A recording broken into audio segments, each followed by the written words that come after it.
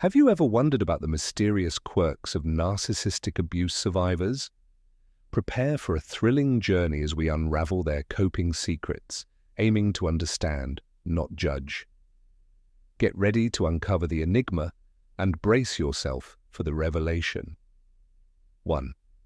Narcissistic abuse. Victim's experience. Excessive self-blame. Excessive self-blame is a typical behavior among those who have endured narcissistic abuse. Narcissists are skilled at making their victims feel responsible for the abuse they inflict, often using tactics like gaslighting to distort reality. Survivors start internalizing this blame, believing they are the problem, even when they're not at fault. This self-blame can paralyze them emotionally and hinder their healing process, leading to guilt, shame, and low self-esteem. Breaking free from this cycle begins with recognizing that the blame lies with the narcissist, not the survivor. Seeking therapy and support from friends and family can help survivors regain their self-worth and move on. While excessive self-blame is a challenging aspect of narcissistic abuse, it's essential to remember that healing is possible with the right help and understanding that you are not alone in your journey to recovery. 2. Narcissistic abuse. Victims are hypervigilant. Hypervigilance is typical among individuals who have survived abusive relationships with narcissists. It involves being constantly on guard, looking for signs of manipulation or abuse in any relationship. This behavior stems from the trauma of such relationships, which shatter their sense of safety and trust. It's a survival mechanism to shield themselves from getting hurt again. This hypervigilance can sometimes become borderline paranoia, as survivors become overly focused on spotting red flags, even when they might not exist. Rebuilding trust becomes a significant challenge. Therapy and support groups are crucial in helping survivors regain confidence and develop healthier ways to navigate relationships. It's a complex response to a traumatic experience that requires time, support, and professional help to find balance in future relationships. 3. Narcissistic abuse. Victims develop people-pleasing behaviors. People who have survived narcissistic abuse develop a tendency to please others excessively. This behavior stems from a deep-seated fear of confrontation and rejection. Psychologist Abraham Maslow's theory suggests that this need to please is rooted in the desire for love and belonging, which may have been lacking during the abusive relationship.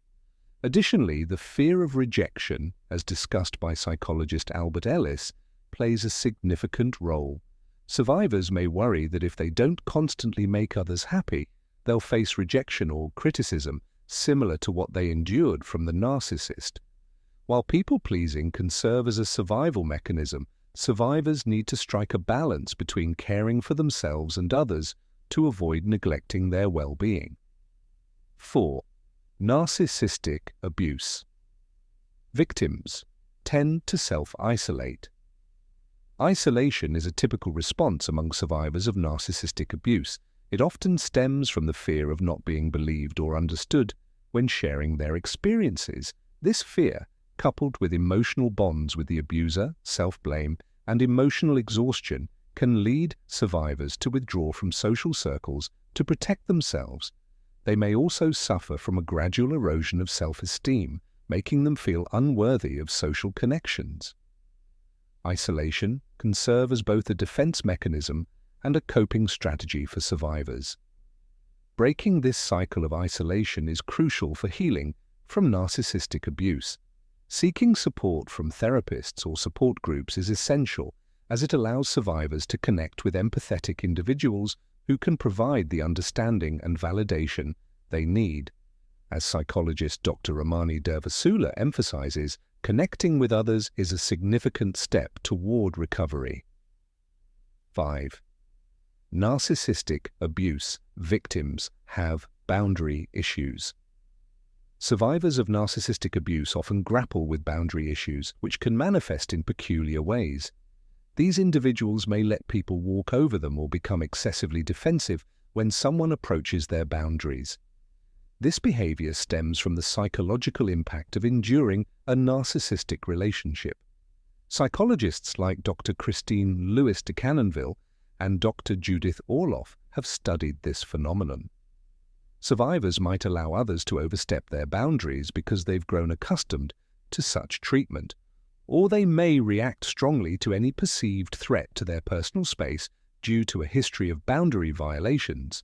Hello viewers, it might be astonishing, but currently 80% of you haven't subscribed yet. If you're finding this informative video enjoyable, please consider subscribing and giving it a thumbs up. Your support goes a long way in helping us. Now let's proceed, shall we?